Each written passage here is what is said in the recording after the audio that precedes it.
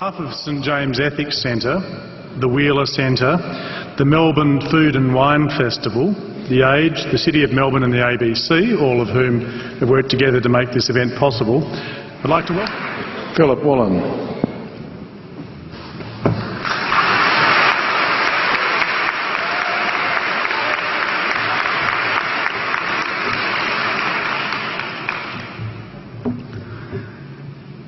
King Lear, late at night on the cliffs, asks the blind Earl of Gloucester, "How do you see the world?" And the blind man Gloucester replies, "I see it feelingly. And shouldn't we all? Animals must be off the menu because tonight they are screaming in terror in the slaughterhouses, in crates and in cages, vile, ignoble gulags of despair." You see, I heard the screams of my dying father as his body was ravaged by the cancer that killed him. And I realized I'd heard those screams before. In the slaughterhouse, their eyes stabbed out and their tendons slashed, on the cattle ships to the Middle East, and the dying mother wail as a harpoon explodes in her brain as she calls out to her calf. Their cries were the cries of my father. And I discovered that when we suffer as equals. And in their capacity to suffer, a dog is a pig, is a bear, is a boy.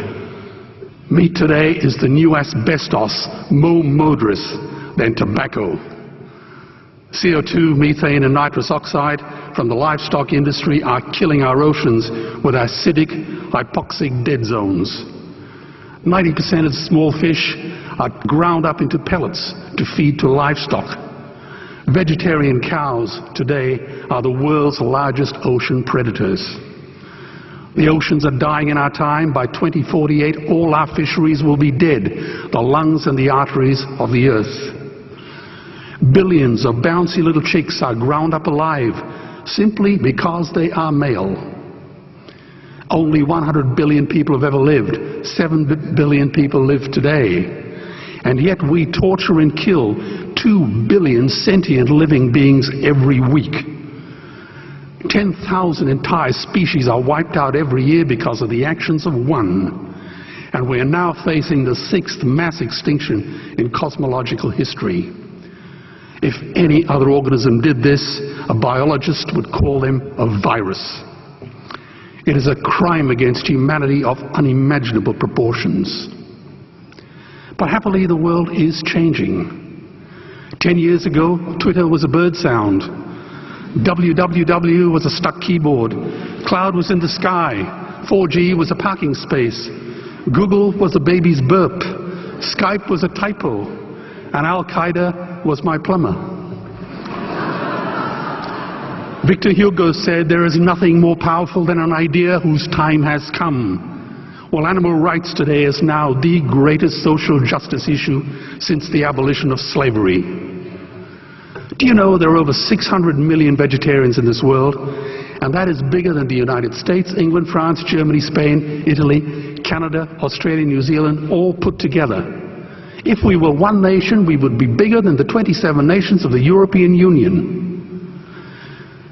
Can you believe that?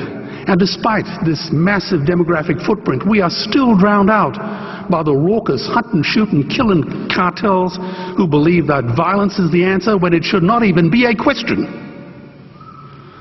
Meat kills animals, kills us, and is killing our economies. Medicare has already bankrupted the United States. They will need $8 trillion invested in treasury bills just to pay the interest, and they have precisely zero. They could shut down every school, Army, Navy, Air Force, Homeland Security, Marines, CIA and FBI, and they still will not have the money to pay their doctor bills. And our Cornell and Harvard say that the optimum amount of meat in a healthy human diet is precisely zero. Water, as you know, is the new oil. Nations will soon be going to war for it. Underground aquifers that took millions of years to fill are now running dry. It takes 50,000 liters of precious drinking water to make 1 kilo of beef. Today, 1 billion people are hungry. 20 million people will die from malnutrition. Cutting meat by only 10% will feed 100 million people, and eliminating meat will end starvation forever. If everyone ate a Western diet, we would need 2 planet Earths to feed us. We've only got one, and she is dying. Greenhouse gas emissions from livestock is 50% greater than transport, as Peter said. Cars, trains, buses, ships, lorries, the whole lot. And as I travel around the world, I see poor countries who sell their grain to the West while their own children starve in their arms.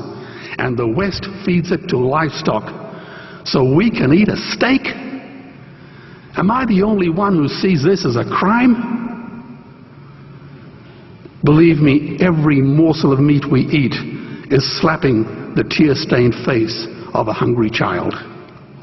When I look into her eyes, do I remain silent? The earth can produce enough food for everyone's need, but not enough for everyone's greed. We are facing the perfect storm. If any nation had developed weapons that could wreak such havoc on the planet, we would launch a preemptive military strike and bomb it back into the Bronze Age. But it's not a rogue state, it's an industry. The good news is we don't have to bomb it. We can just stop buying it. Sir George Bush was wrong. The axis of evil does not run through Iraq, Iran, or North Korea. It runs through our dining tables. Weapons of mass destruction are our knives and forks. Our proposition is the Swiss Army knife of the future. It solves our environmental, water, human health problems and ends cruelty forever. The Stone Age didn't end because we ran out of stones. This cruel, disgusting industry will end because we run out of excuses. Meat is like the 1 and 2 cent coins. It costs more to make than it's worth. And I come from the bush. Farmers are the ones with the most to gain. Farming won't end, it would boom. Only the product line will change. Farmers would make so much money they won't even bother counting it, and I'd be the first to applaud them. Governments would love us. New industries would emerge and flourish. Health insurance premiums would plummet. Hospital waiting lists would disappear. Hell, we'd be so healthy, we'd have to shoot someone just to start a cemetery. So tonight I have 2 challenges for the opposition. 2 challenges. Meat causes a wide range of cancers and heart disease. Would they name one disease caused by a vegetarian diet? And 2, I'm funding the Earthlings trilogy. If the opposition is so sure of their ground, I challenge them to send a copy of the Earthlings DVD to all their colleagues and all their customers. Go on, I dare you.